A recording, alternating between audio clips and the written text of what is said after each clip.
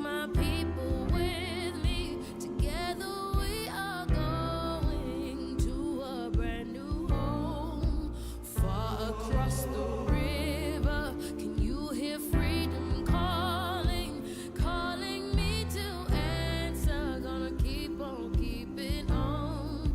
I can feel it in my bones.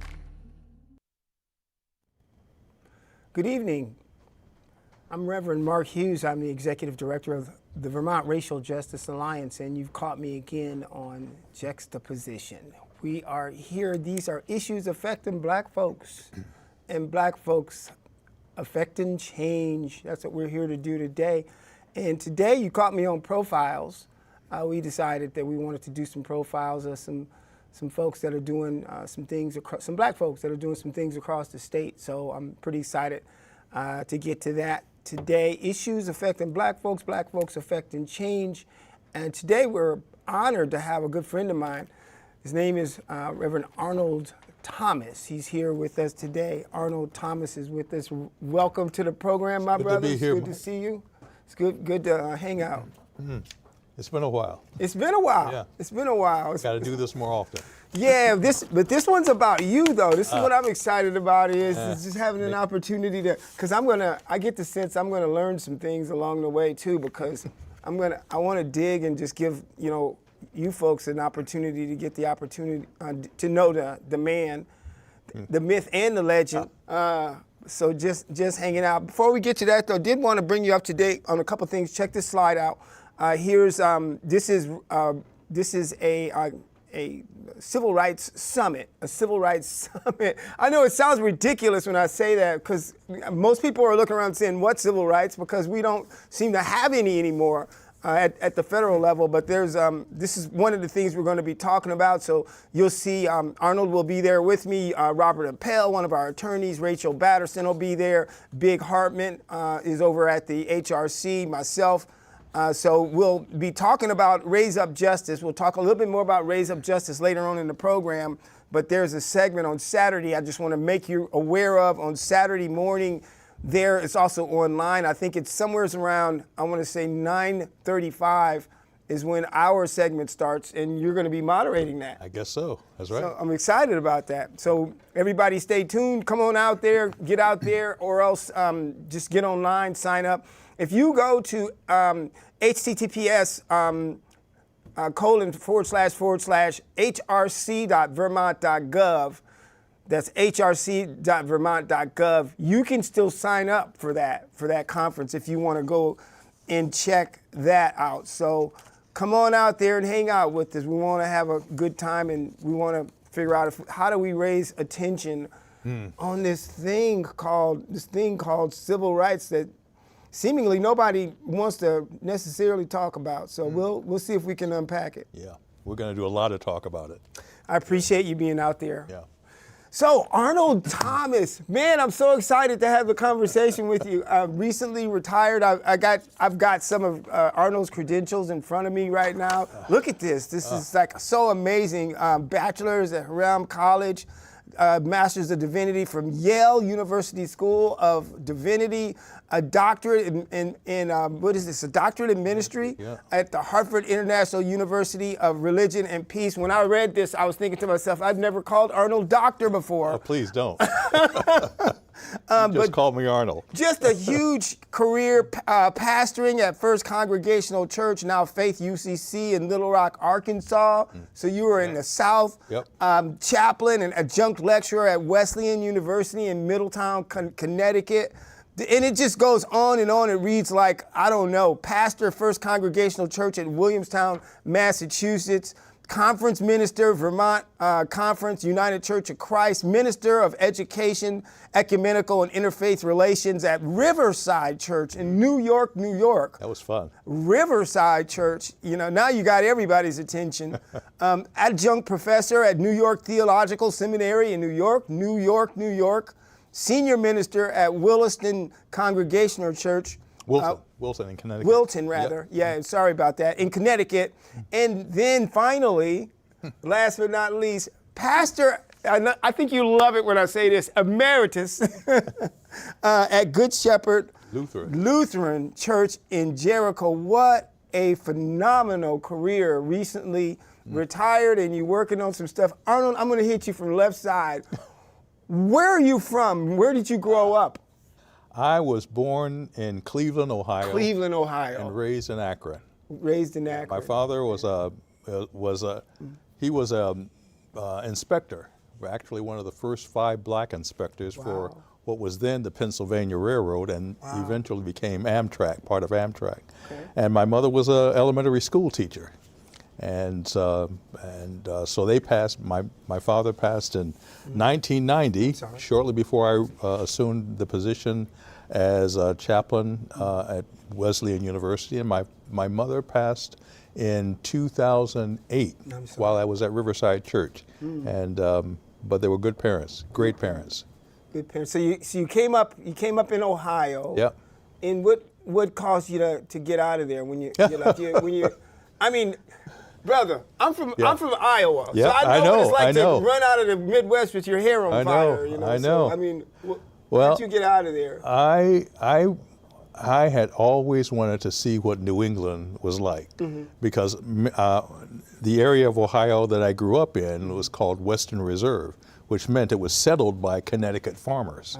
So every time you left a big city in Ohio, like Cleveland or Akron or Cincinnati, especially in the Northeast, many of the towns looked like they were spat out of New England. Small little towns, Wow. And kind of like Amish or something like that, or well, we have an abundance of Amish in Ohio. Many of them settled, but these were basically small New England type looking towns. Right. So when I graduated from college, I wanted to see what New England was all about, and so that was my entry into Yale Divinity School, which is in Connecticut. Fell in love with New England, hoped to stay there, but everybody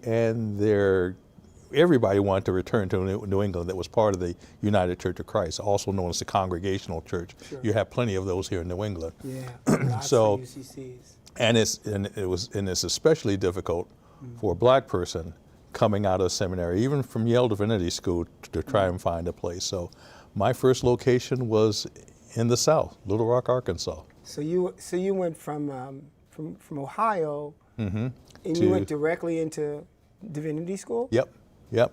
So what helped you make that decision? Well, you had a Porter as a father, and your my father was also. My father had one of these, what you might call it, epiphanies. Late in life, when he was around 50 years old, he got a calling to ministry. Oh wow! Yeah. Okay. And so his day job remained that of an inspector for the Pennsylvania Railroad, but everything else was around the church. Wow. And so that's how I pretty much grew up. I grew up in the Black Baptist Church. And how old were you when he was called? I was probably about 4 or 5 years old. Oh, I see. So you were a preacher's kid. Yeah, I was. I was a PK. Yep. Yeah, and so I pretty much grew up in the church. Okay. But when I went to college, because my father was more conservative than in his theological beliefs and his Christianity than I was, I asked questions mostly of him about the Bible, sometimes into the wee hours of the morning. Wow. And even though we were miles apart theologically, I appreciated the attention that he devoted to my questions, so that when I was ordained, I asked him to be the keynote speaker at my ordination. Amazing. Yeah, he was a great man. Great man. It's amazing. Do you remember your charge? You remember your charge? Was there a scripture that they charged you with? You remember? I always ask that question to old ministers. I don't mind you calling me an old minister either. I'm glad I lived long enough to be called. I was ordained 20-some years ago myself. It may have been the passage from Ecclesiastes, to everything there's a season. A season for everything. Yeah. I have been fond of that passage all the time. Was that a Baptist church your dad ministered? My father was a pastor of the Baptist church. Baptist Church USA Incorporated. So I think it's based in Chicago. Right. But I made the switch to the UCC when I was in college at Hiram. And that's partly because I was asking a lot of questions regarding God, regarding why things were the way they were in the Bible, and I also felt that to ask too many questions in my father's branch of Christianity, they would probably see me as having one foot in hell. So I was raised in the National Baptist, so I know exactly what you're talking about, right? So I in college I gravitated towards the UCC because my advisor, my academic advisor, happened to be a member of the United Church of Christ, and he said, you know, there are denominations that appreciate your questions as much as what understandings you have of the answers. And I thought, well, that's a place I would probably feel at home in. Exactly. So I gravitated toward the UCC and became an ordained minister in that church. You know, there's a lot to unpack, and I know we don't have enough time, but I have so many different curiosities. I know one of the things that I was thinking about when I was preparing for this conversation is because your background is rich with ministry, very, very rich. But I know that you are multifaceted. You are far, far from a one dimension type of individual. You are far, far from that. You're very interesting, and there's so many different things that I learn about you all of the time when we're together.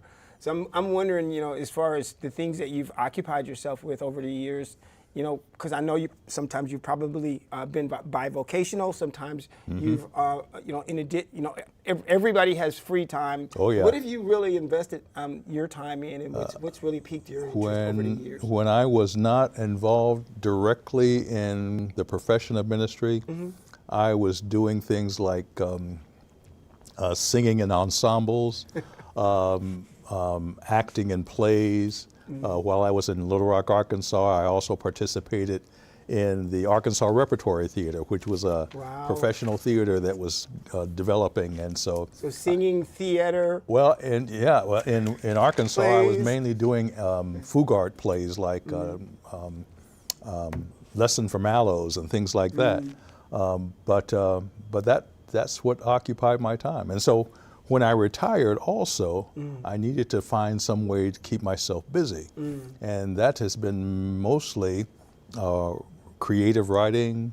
I'm working on a book that really challenges the perspective of and the narrative of Christianity to try and see if we can move especially progressive Christians, move in a different direction. I'm writing three plays that are basically musicals that are in need of a composer. Wow. So I've written the libretto, I've written the script, and I've written the lyrics to the music, and I just need to find a singer, songwriter, composer who would be willing to work with me in putting all of this to work. So you are busy. I'm busy. Very busy. I'm keeping myself busy. So right now it sounds as though you're as if you're more busy than you've been than you were when you were before you retired. Well, let's just put it this way. I'm now moving by my own agenda and not somebody else's, and so that's what I like. That's what I like about retirement. Well, I shouldn't say my own agenda because my wife has an agenda for me as well. She wants me to help her around the house, around the yard. Exactly. We retired about the same time. She was a nurse at UVM Medical Center, and so when we retired, we're spending a lot of time together right now. So what brought you to Vermont in the first place? The Vermont Conference of the United Church of Christ brought me to Vermont. I was actually the first black statewide denominational leader, and I came to Vermont in 1998 as the conference minister. A conference minister is really the executive head of all the churches in the state. And at that time, Vermont was considering the issue of civil unions, and at that same time, churches in Vermont, in the Vermont Conference of the United Church of Christ, were considering the issue of open and affirming. And that basically means whether our churches would be open to receiving people, LGBTQ people, as not only members, but also ministers. And so we dealt with that issue. It took us about until 1992 to make a decision on it. So I was in the position for 4 years before the churches finally made a decision to become open and affirming. Most of them did. We lost a few churches, but we also gained a few churches as a result of that decision. So that's how I got to Vermont. That's how you got here. Yeah. And it seems as though once we get here, it's kind of hard to get out of here. It was for me. It's hard to get out. Yeah, well, but didn't you leave and come back though? I sure did. I was after 7 years as conference minister, during which we became open and affirming conference, but also the state office was moved from Burlington to the geographical, or at least more geographical center of the state, Randolph, Vermont. So that's where the office is now. After that, I felt I needed a change of scenery. I promised my family when we moved here that Vermont would be the home base. So we kept our house. We kept the house. But I commuted basically for the next 10 years. You commuted for 10 years? Between New York City and Vermont. Holy moly. And the arrangements were such that I could, for instance, when I was in Riverside, I would be working up from, let's say, Monday through Thursday. Sure, yeah. Friday and Saturday I would be home, and then back for Sunday service. That was pretty much the arrangement for the few years I was also at Wilton Congregational Church. After 10 years. Yeah, after 10 years I was homesick, and also my wife's mother, my mother-in-law was in need of moving to a new location. So she moved with us to Vermont. She moved to Vermont after my father-in-law passed, thank you. And so realizing that Vicki could not, work full time as well as care for my mother-in-law, I felt the need to return, and I was homesick anyway, and so I returned to Vermont and have been here ever since. This is home. It is. Homesick. I'm sure you had some great experiences, over the years. Oh gosh, in all places. I know your son though, and I also know that he's an ordained minister. He's an ordained minister, third generation. How'd that happen? Well, it was strange because he three generations of preachers. Yeah, and I got another one on the way. Wow. Devin followed me to New York City because he had graduated from University of New Hampshire, was hoping to study anthropology, and Columbia had probably the best anthropology department in the nation. So he was hoping to get into Columbia, but his focus was religion and society. And I said, why don't you just take a couple of years at Union Theological Seminary, which was affiliated with Columbia, get an MAR, Masters of Religion there, and then continue on through the anthropology department at Columbia. Well, he fell in love with Union. Well, who wouldn't? I mean, Union is renowned. And he decided to, forsake the anthropology degree and continue on in ministry. So he became a minister in the United Church of Christ. So there's our third generation of ministers. And there's a possibility that's still my other son. His name is Ethan, my middle child, who actually graduated from University of New Hampshire with a performing arts degree, wanted to pursue theater in New York City, but found it was pretty tough. And after a few years just wandering around, he decided to pursue ministry also. So he's now in his final year, hopefully, at Union Theological Seminary in the Anglican Studies program. Anglican Studies? Yeah, so he's possibly going to become an Episcopal priest, looking toward hospital chaplaincy. So we'll see what happens. There's so much diversity in, across the theological spectrum that exists within your intergenerational story. Yeah, I was. You know? Yeah. I mean, we're talking Anglican now. We a minute ago we were talking Baptist. That's right. You know? Baptist, UCC, Yeah, it's Lutheran. crazy. Lutheran, yeah, exactly. Oh, so it's gosh. just what a huge spectrum. Yeah. Coming to Vermont, though, obviously, two brothers sitting here. And when I say brothers, I mean Yes, brothers. yeah, Okay. yeah. Sitting here. You are a member of the family. Having a conversation about being in Vermont too, as Black folks. Mm-hmm. And I know, you've been here for years and years. I mean, Christine, obviously, my wife has been here, as you know. Richard brought them here when they were children in the 70s, so it's different. Because you came as an adult. Yep. But, I know from personal experience that it is required that one develops a capacity. There's some navigation dealing, with systemic oppression, with systemic racism, with overt racism. And, it is what it is, but there is emotional intelligence that's required in navigation. Yeah. How did you cultivate that, and what were your experiences? Well, when I arrived here, the percentage of Black folk in this state was far less than it is now, and I had hoped to use my position as conference minister to try and attract other Black clergy or clergy of color to the state. I see what you did there. Every time I went to national meetings and introduced myself as a conference minister of Vermont, there were a lot of raised eyebrows, wondering, "What are you doing there? Let's pray for you," that sort of thing. And usually when I introduced myself, the response was, "You're crazy. There are no Black folk in Vermont." Exactly. And so I have to reintroduce myself. "Hey, my name is Arnold Thomas. I'm conference minister."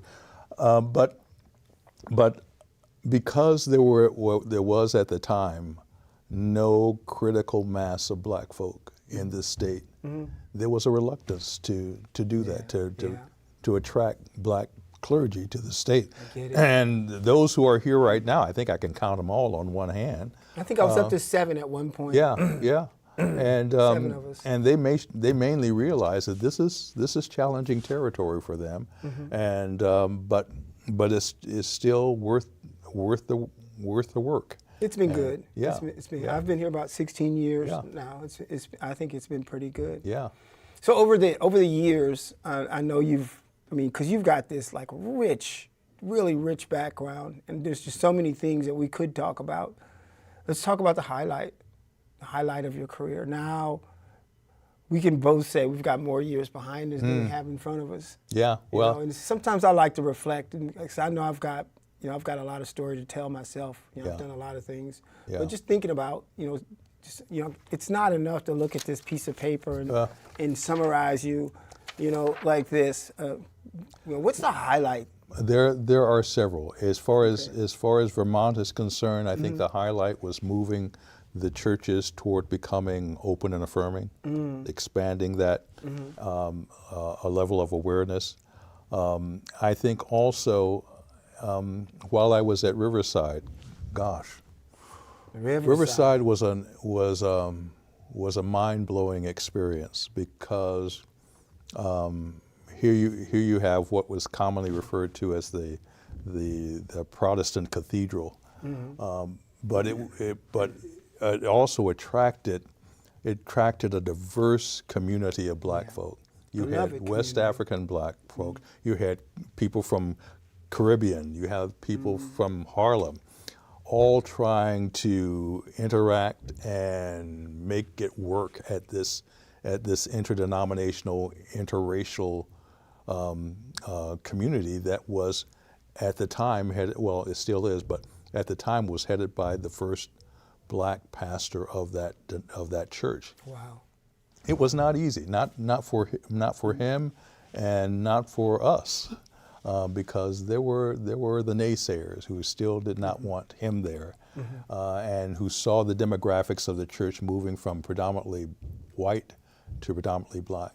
Right. So there was some resistance, but it still is. Riverside is still an important place as far as the ministry of New York City is concerned. And while I was there, I think one of the highlights was dealing with that interaction of ethnicities and cultures, with people who were Muslim, who were trying to make sense of what Christianity was all about.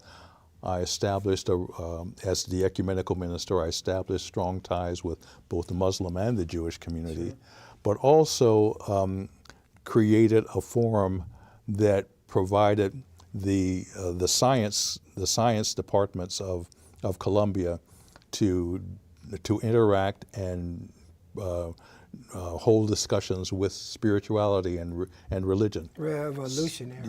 Yeah, and so bringing those two elements together was also wonderful. And also dealing with the fact that Harlem was a place, what we don't know is that Riverside is in Harlem.